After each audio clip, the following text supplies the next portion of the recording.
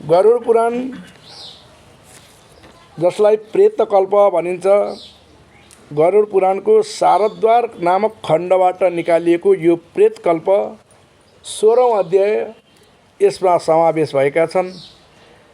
मनुष्यहरूको जीवनलाई कसरी मुक्ति प्रदान गराउने, यो धरातलमा बसेर विभिन्न कर्म गर्ने मनुष्यहरूले कसरी यो आत्मालाई परमात्मासँग मेल गराउँदै गराउँदै त्यो भगवानको कैवल्य धामलाई प्राप्त गर्दछन्, अथवा नराम्रा कर्म गर्ने व्यक्तिहरू कसरी चाहिँ यमराजको फन्दामा परेर कुम्भी पाक आदि गरेका नरकलाई प्राप्त गर्दछन्, ती सारा कुराहरूको वर्णन गरुड पुराणमा वर्णन गरिएको छ। नैमिषारण्य गरेको पावन पवित्र क्षेत्रमा बसेर शौनकादि ऋषिमुनिहरूलाई सुतजी महाराजले यी कथा प्रसङ्गहरू श्रवण गराउनुहुन्थ्यो। शौनक आदिले प्रश्न गरे, हे प्रभु, हामीले धेरै प्रकारका कथा प्रसङ्गहरू त श्रवण गऱ्यौँ, तर ती कथाहरू भक्ति मार्ग भगवानलाई प्राप्त गर्ने अथवा भगवानको धाम जानका लागि हजुरले सुनाउनु भयो। हामीले सुनेका छौँ नरक पनि छ अरे, यानि कि यममार्ग पनि छ अरे। त्यो यममार्गभित्र प्रवेश गरिसकेपछि कस्ता प्रकारका दुःखहरू पाइन्छन्, त्यो कुराको अनुभूति हामीमा छैन। हामीले जानेका पनि छैनौँ, देखेका पनि छैनौँ, सुनेका बुझेका पनि छैनौँ। त्यहाँ धेरै ठुला ठुला दुःख कष्टहरू झेल्नुपर्छ अरे भन्ने सुनेर हाम्रा मनमा यो शङ्का लागेको छ कि हामीले पनि जीवनमा त्यस्ता नराम्रा कर्महरू गरेका कारणले कतै हामी त्यो कुम्भीपाक आदि नरकमा त पर्दैनौँ। हामीलाई ती यममार्गका बारेका कथा, यमलोकका बारेका कथा अनि ती कुम्भीपाक आदिका कथाहरू सुन्ने इच्छा छ, हामीलाई श्रवण गराइदिनुहोस् न भनेर ती सुतजीलाई शौनक आदि ऋषिले प्रश्न गर्दा शौनकहरूलाई यहाँ श्रवण गराउँदैछ। अब बोल्नु हुँदैन है त। नारायणं नमस्कृत्य नरं चैव नरोत्तमं देवीं सरस्वतीं व्यासं ततो जयमुदीरयेतं। सबैभन्दा पहिला म मेरा गुरुलाई नमस्कार गर्छु। नरहरूमा उत्तम हुनुहुन्छ, उहाँलाई पनि म नमस्कार गर्छु। भगवती माता शक्ति देवीलाई पनि आराधना गर्छु। बाणीकी भगवान भगवती सरस्वती देवी हुनुहुन्छ, तिनलाई पनि म नमस्कार गर्छु, ताकि मेरो बुद्धि शक्ति र विचारले कुनै नराम्रा कुराहरू यहाँ व्यक्त नगरून्, भगवानप्रति सदा सर्वदा चिन्तन मनन लागिरहोस् भन्ने कामनाका साथ म इष्ट देवताहरूलाई स्मरण गर्छु भनेर यहाँ सुतजी महाराजले आफ्ना इष्टदेवको स्मरण गर्नुभयो अनि श्रवण गराउन लाग्नुभयो। यो आशौच अवस्थामा कसैका घरमा मृत्यु भएका अवस्थामा हामीले विभिन्न नियमहरूलाई पालना गर्नुपर्छ।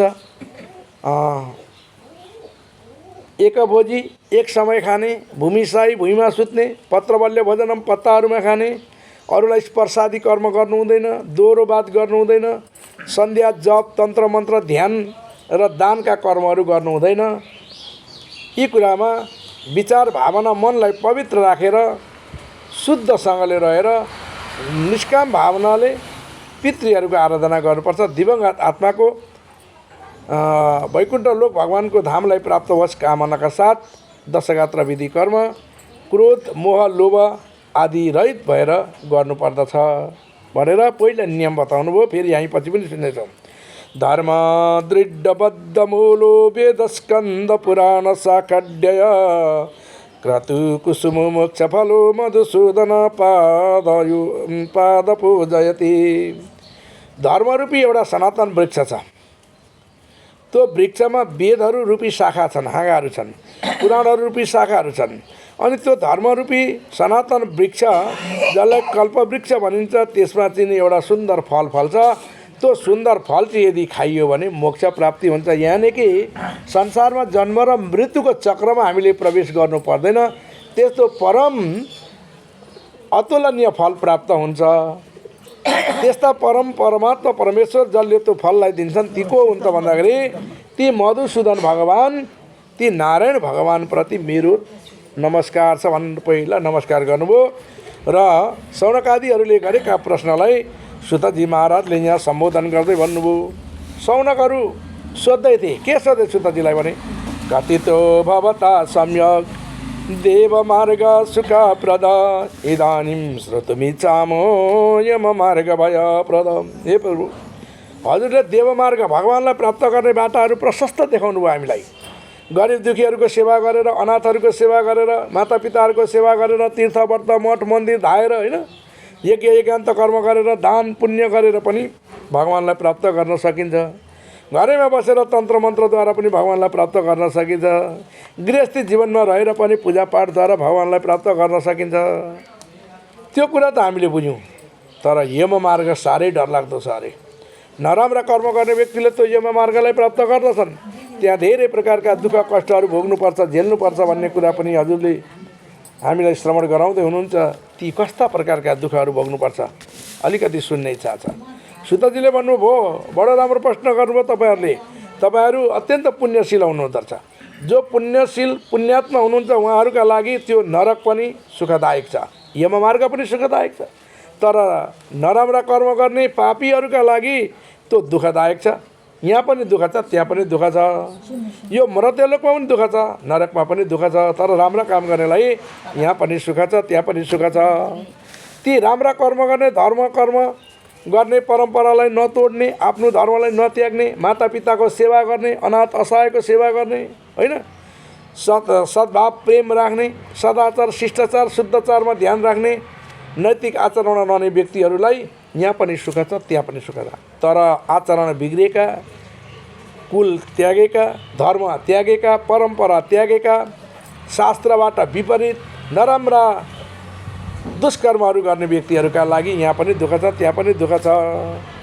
यस कारणले गर्दाखेरि राम्रा कर्म गर्नेहरूको लागि त्यो पुण्यशील छ भने नराम्रा कर्म गर्नेको लागि दुःख छ। भगवान् विष्णुलाई गरुडजीले प्रश्न गर्दाखेरि गरुडजीले विष्णुलाई पनि यही कुरा सुनाउनु भएको थियो। जसरी तपाईँहरू अहिले मलाई सुन्दै हुनुहुन्छ त्यही कथा प्रसङ्ग भगवान्ले कस्तो प्रकारले सुनाउनु भयो त म यहाँ तपाईँहरूलाई सुनाउनेछु, सुन्नुहोस्। भक्ति मार्ग बहुविध कथितो भवता मम तथा च कथिता देव भक्तानां गतिरुत्तमम। यो भक्तहरूको गतिको उत्तम गति कसरी प्राप्त हुन्छ अनि भक्ति मार्गका बारेमा हजुरले सुनाइसक्नुभयो। ती भक्ति मार्गमा लागेका भक्तहरूको गति उत्तमका बारेमा सुनिसकेँ मैले। तर मलाई अहिले त्यो सुन्ने इच्छा छैन। मलाई त के सुन्ने इच्छा छ भने अधुनम श्रोतुमिच्छामि यम मार्ग भयङ्करम। यम मार्ग साह्रै डरलाग्दो छ अरे, त्यो सुन्ने इच्छा छ। यहाँ भन्नुहुन्छ गरुडजी, त्यसो भए प्रभु मान्छे किन यम मार्गमा पर्छन्, नरकमा किन जान्छन्, यमराजको फन्दामा किन पर्छन्? कलियुगी मनुष्यहरू त यम मार्गमा त प्रवेश गर्नै पर्दैन। किनभने कलियुगी मनुष्यहरू धार्मिक छन्, सत्सङ्ग गर्छन्, भजन गर्छन्, व्रत बस्छन्, पुराण सुन्छन्, तीर्थ व्रत गर्छन्, मातापिताको सेवा गरेका छन्, गाईको सेवा गरेका छन्, शालिग्रामको सेवा गरेका छन्, नदी नालाहरूको चाहिँ प्रकृतिको सेवा गरेका छन्। तर पनि मान्छेहरू किन चाहिँ नरकमा पर्छन् त? त्यो सुन्ने इच्छा छ। अधुनाम श्रोतुमिच्छामि यम मार्ग भयङ्करम। त्यो यम मार्ग अत्यन्त डरलाग्दो छ अरे, त्यो सुन्ने इच्छा छ। भगवान् सुगमं नाम भगवान् नाम जीवा च वशवर्तिनी तथापि नरकं यन्ति दिग्दिगास्तु नरदम। भगवान्लाई प्राप्त गर्न सजिलो छ। संसारमा सबैभन्दा सर्वसुलभ, बिना पैसा, सित्तैमा जहाँसुकै पाइने नाम भगवान् नाम हो। त्यो कहीँ किन्नु पर्दैन, कसैसँग साप्टी माग्नु पर्दैन, ऋण खोजिरहनु पर्दैन, सर्वसुलभ छ। जतिसुकै बेला 24 घन्टा ओपन छ। तर त्यस्तो हुँदाहुँदै पनि मनुष्यले भगवान्को नाम यदि जप्दैन भने त्यो चाहिँ अधम पुरुष हो, त्यसले नरकमा प्रवेश गर्नुपर्दछ। ती पापी हुन्। त्यस्ता पापी व्यक्तिहरूलाई यमराजका दूतहरूले बाँधेर लान्छन्। जसले यो जिब्रो मुखमा छ, भगवान्को नाम जप्ने जिब्रो यही हो, त्यो आफैसँग हुँदाहुँदै पनि भगवान्को नाम जप्दैन भने त्यो व्यक्तिहरू पापी हुन्। त्यस्ता पापीहरूलाई चाहिँ लान्छन्। कस्ता कस्ता पापीहरूले नरकमा जानुपर्छ त भन्दाखेरि आत्मसम्मता स्तब्धा धन मानविन्द। मभन्दा ठुलो कोही छैन, मभन्दा धनी कोही छैन। घमण्डी भावको, अहङ्कारी, आसुरी भावमा लागेको, अनेक चित्त विभ्रान्त, विभिन्न प्रकारका धर्महरूप्रति लाग्ने, नराम्रा नराम्रा राजनीतिकीकरण गरेर अरूलाई दुःख दिने, होइन, त्यस्ता प्रकारका व्यक्तिहरूले चाहिँ अब नरकको बाटोलाई अवलम्बन गर्नुपर्छ। कर्मका कारणले गर्दा तिनीहरूले दुःख पाउँछन्। सुकृतम दुष्कृतमपि भुक्तम पुरोहिता। यदि अहिले गरे पनि, पहिले गरे पनि, पछि गरे पनि उसले गरेको कर्मको फल भोग्नुपर्छ। कसैले आँखा चिम्लेर अथवा आँखा हेरी आँखाभित्र हात हाल्यो भने आगोले पोल्छ, पोलेको दुखाइ चाहे आज होस् चाहे भोलि होस् उसलाई दुख्छ नै दुख्छ। त्यसले गर्दाखेरि कष्ट भोग्नुपर्छ। जस्तासुकै कष्ट पनि उसले भोग्नुपर्छ, चाहे अहिले गरोस् चाहे पहिले गरोस्। जहिलेसुकै गरेको कर्मको फल त भोगेरै जानुपर्छ। त्यस्ता प्रकारले ती घमण्ड गर्ने व्यक्तिहरूको मरणको अवस्था साह्रै दुःखदायक हुन्छ। नराम्रा पाप कर्म गर्ने पापीहरूको मृत्यु कष्टकर हुन्छ, दुःखदायक हुन्छ। त्यतिखेर श्वासको गति तलमाथि हुन्छ, अनि कफ आएर घाँटीमा अड्किन्छ, हाई प्रेसर हुन्छ, लो हुन्छ, सुगर प्रेसर तलमाथि हुन थाल्छ, अनि विपरीत हुन्छ उसलाई सबै संसार। अनि ओछ्यानमा लडेको हुन्छ, बन्धु बान्धवलाई सम्झिन्छ। यमराजका दूतहरू कालपास लिएर अगाडि उभिएका छन्। हे दुष्ट दुरात्मा, तैँले नराम्रो कर्म गरिस्, अब त जानुपर्छ भन्छन्। एकैचोटि नै पार खसेर उसलाई थिचे जस्तो हुन्छ, असिनाहरू झरेर छुटे जस्तो हुन्छ। बादल मडारिएर आएर चाहिँ चद्दुवा टाँगेर चाहिँ पानीका चाहिँ फोराहरू फसे जस्तो हुन्छ। उसलाई हजारौँ बिच्छीहरूले टोकेको जस्तो भान हुन्छ। करोडौँ बारुला अरिगलले टोकेको जस्तो भान हुन्छ। धेरै ठुलो दुःख कष्ट एकदम अत्यन्त प्रकारको चाहिँ उसलाई पीडा हुन्छ मर्ने बेलामा। त्यति सजिलो छैन नि मर्नलाई, गाह्रो छ। अनि यमराजका दूतहरूले पनि उसलाई समात्छन्, कुट्छन्, काँडाले घोत्दै घोत्दै, प्रचलन दुष्ट, हे दुष्टहरू हिँड, यमलोक तँलाई देखाउँछौँ, तेरो मर्ने बेला भयो, यमलोक यस्तो छ भनेर लिएर जान्छन् अरे। सारा यमलोकको सारा देखाउँदै लिएर जान्छन्। त्यतिखेर त्रसित हुन्छ, डराउँछ, आत्तिन्छ, अनि तत्कालै प्राण छोडिन्छ। यमराजका दूतहरू पूर्व केश लामा लामा पारेका, नङ लामा लामा पालेका, डरलाग्दा भाला जस्ता चाहिँ उसका कपालहरू छन्, तरबारका धार जस्ता चाहिँ तिखा नङहरू छन्। त्यस्ता देखेर डराउँछ, हो आज मैले नराम्रो काम गरेछु भनेर। यमराजका दूतले डोरीले बाँधेर घाँटीमा बाँधेर कुर्दै लिएर जान्छन् अरे। शीघ्र प्रचलन दुष्ट, लु छिटो हिँड, नराम्रो काम गरिस् गर्ने बेलामा अहिले तैँले चाहिँ यहाँ रोइ कराइ गरेर हुँदैन। तँलाई कुम्भी पाक आदि गरेका नरकको हामी दर्शन गर्छौँ, लुइन भनेर कुर्दै पिट्दै लिएर जान्छन्। छुत्रित परे तोर्क दबा नलनिले सन्तप्त मान पतितप्त बालुके। कस्ता ठाउँमा लान्छन् भने ताता बालुवा, एकदम तामो भट्टीमा तताउँदा कस्तो तातो हुन्छ, त्यस्ता ताता बालुवामा चाहिँ लगेर खुट्टा टेकाउँदै लिएर जान्छन् अरे दुष्ट दुरात्मा लोहिन भन्छन्। बाटोमा मुर्छा पर्छ, लड्छ, बेहोस हुन्छ, आत्तिन्छ, फेरि उठ्छ। यमराजका दूतहरूले धृतै पासेन, डोरीले बाँधेका छन्, अनि त्यो बाँधेको डोरीबाट निस्कन सक्दैन, रुन्छ, कराउँछ। अर्काले कुटेका छन्, आत्तिन्छ, बिस्तारै अगाडि बढ्छ, सुस्तरी। त्यो नराम्रा कर्म गरेको हुनाले त्यो पापीको आत्मा यसरी भड्किँदै अगाडि बढ्छ। छोरा नाति पनातिले त्यसका चाहिँ कुनै कर्म गरिदिएका छन् कि दशगात्रादि विधि कर्म गरिदिएका छन् भने यसो फर्केर हेर्छ अरे आतुरी समयमा। त्यसका लागि कुनै दान दिएको छ कि, दशदान, गौदान, वैतरणी दान, अष्टदान, महादान, अन्नदान, भूमिदान, सुवर्णदान, ये कर्म हुन्छन्। ती यदि केही गरिदिएको छ अथवा जलदान गरिदिएको छ, फलदान गरिदिएको छ, होइन विभिन्न प्रकार दान गरिदिएको छ भने त्यो दानको चाहिँ आश गर्छ अरे। त्यो दानबाट उसले केही भए पनि सन्तोष प्राप्त गर्छ। यमराजका दूतले उसलाई छुटकारा दिन्छ, तर त्यो पनि उसले गरेको हुँदैन। अब प्रेत रूपमा चाहिँ भौतारी अगाडि बढ्छ। यमराजका दूतले कुट्दै लिएर जान्छ। हे दुष्ट दुरात्मा लोहिड, अब तेरा छोरा नाति पनातिले दिएका चिज छन् भने तैँले खान पाउँछस्, नभए पाउँदैन भने कुटेर लिएर जान्छन्। अब पिण्ड दिन थाल्छन् दशगात्र विधि अन्तर्गत। छोरा नातिले दिएका पिण्ड पनि उसले सबै खान पाउँदैन। भाग उदयम त्यो दिएछ, 2 भागले उसको शरीर बन्नुपर्छ भूत पञ्चका आदिका लागि। तृतीयम यमदूतानम, तेस्रो भाग यमराजका दूतहरूले खोसेर लगिदिइहाल्छन्। ए दुष्ट, तैँले खाने हो, यहाँ हामी छैनौँ भन्छन्, चिया प्रसाद लगिदिइहाल्छन्। अब चौथो भाग लागेको पिण्ड हुन्छ, चौथो भाग मात्र त्यसले पाउँछ, थोरै मात्रा किञ्चित पाउँछ। यस्तै प्रकारले अहोरात्र 9 दिनसम्म त्यो पिण्ड प्रदान गरेका पिण्डहरूको वासना सुँग्दै थोरै किञ्चित मात्र खाएर चाहिँ ताता बाल्यमा 12वटा सूर्य लागेका ठाउँमा चाहिँ एकैचोटि कस्तो राप आउँछ, त्यस्ता ठाउँमा हिँड्छ। पहिलो दिनका दिन दिएको यदि पिण्ड पानीले उसको टाउको बन्छ, दोस्रो दिनकाले घाँटी बन्छ, तेस्रो दिनकाले हृदय, चौथो दिनकाले चाहिँ शरीरका पछाडिका पृष्ठभागहरू बन्छ भने, 5औँ र 6औँ दिनकाले कम्मर बन्छ, 7औँ दिनकाले चाहिँ घुँडाहरू बन्छन्, 8औँ दिनकाले गोलीगाँठा, 9 दिनकाले पाउ बन्छ भने 10औँ दिनका दिन परिपूर्ण हुन्छ।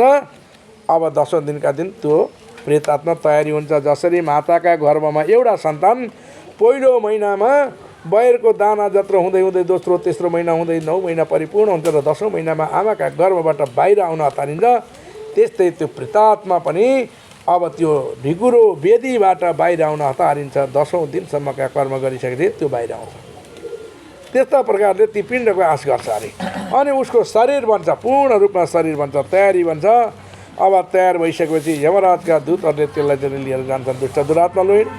11औं दिनका कर्म र 12औं दिनका दिनमा गरेका कर्मका ती पिण्ड पानी प्राप्त गरेर तस्मिन मार्गे व्रजएको गृहीतैव मर्कट एउटा जादु गर्ने चटकीले बाँदरलाई जसरी नचाउँदै लान्छ नि त्यस्तै प्रकारले नचाउँदै नचाउँदै लिएर जान्छन् ल हिँड भनेर। 86 योजन विस्तार भएको बैतरणी नदी बाहेकको त्यो बाटो यमलोकको बाटोलाई लिएर जान्छन् अरे। कुर्दै कुर्दै लिएर जान्छन्। 47 दिन रातसम्म उसलाई कुर्दै कुर्दै त्यो बाटो लिएर हिँडाउँछन् हो दुष्ट दुरात्मा।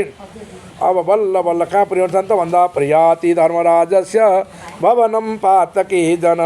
धर्मराजको भवनमा पुर्याउँछन्। हेर्नुहोस् त कस्तो छ त धर्मराजको भवन अगाडिको वातावरण।